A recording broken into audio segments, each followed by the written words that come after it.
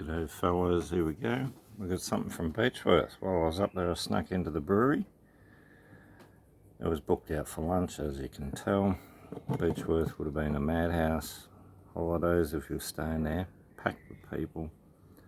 We were in Bright, that was packed. People were lining up all the time. Pretty amazing, lining up for a pie. You know, it was crazy. I kept going back and the line wasn't getting any smaller for 2 hours. You're kidding. Well, good of me to bring the lighter out. Grab one.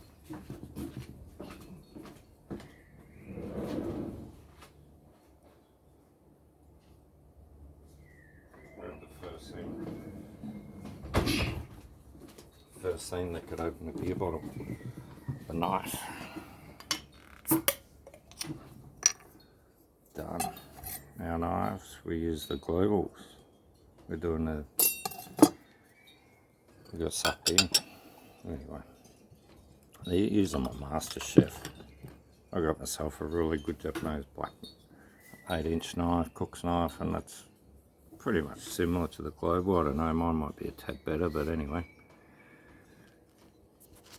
Don't seem to hold their sharpness for way too long, but you know, you sharpen them up again and they come good again. Yeah, not bad, not too bad. Alright, well this beer, when I was there, I just looked at all the beers that I haven't tried and this was one of them. There wasn't many. I don't like sours, so I left the sours alone, but this one's their 2000th Brew. And to celebrate, they use something old and something new. So they've got bourbon and whiskey barrel up to 2 years old, mixed with an imperial stout they've just made fresh. So let's give it a crack.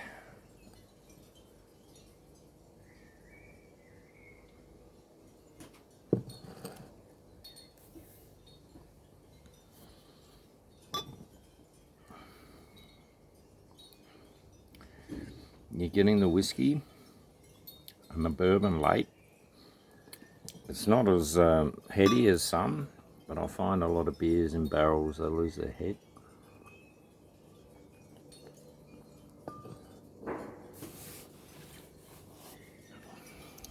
Very complex, first on the tongues like an imperial stout hit. So you're getting a bit of licorice, tobacco, deep dark malts. Lovely, lovely, rich.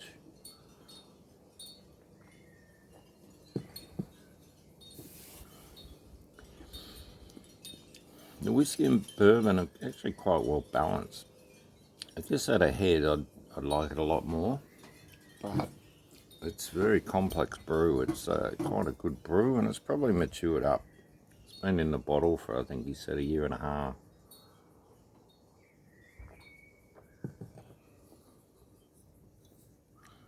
Very interesting. Subtle on the spirits, you get a little bit. The Imperial's pretty strong, standing up. Yeah, that's a good beer. It's got a little tiny beat of a head there. I'm happy with that. You sometimes might have to pour this one out a little bit vigorously, just to wake her up a little bit.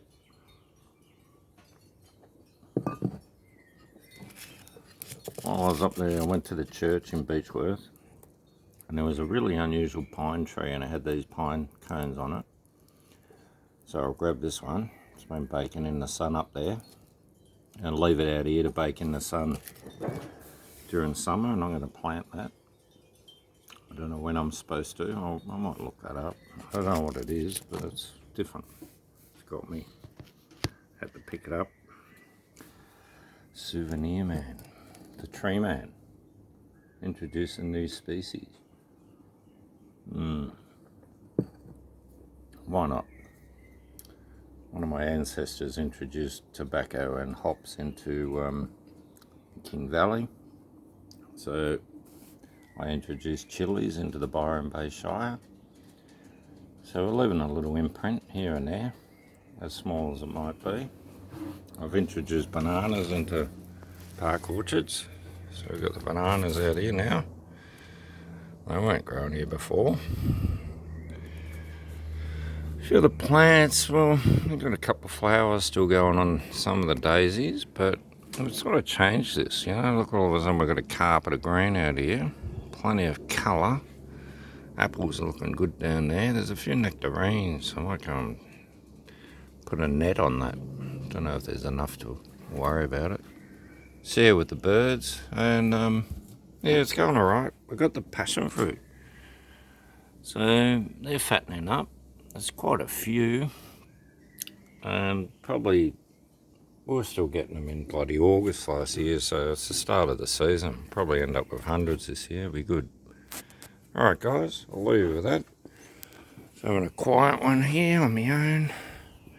Cooked up a green curry chicken for lunch. I put a bit of bacon in there first time ever. Thought that'd just add a bit of depth of flavour. So that's what I'm sort of looking at out here, mate. I'm just sort of sitting back and sucking it all in. It's turned into a nice, beautiful day. Cheers, everyone.